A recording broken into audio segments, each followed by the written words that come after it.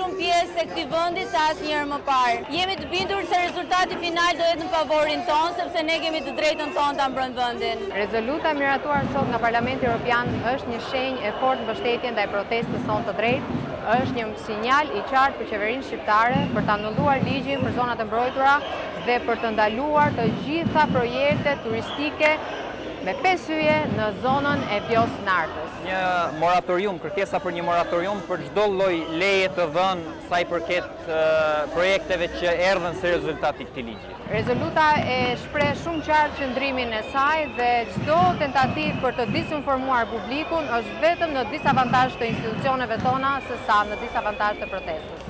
Hapi i radhës duhet të jetë anullimi i ligjit, që kjo gjë të vazhdojë dhe mos ketë më investime në këto zonat mbrojtura.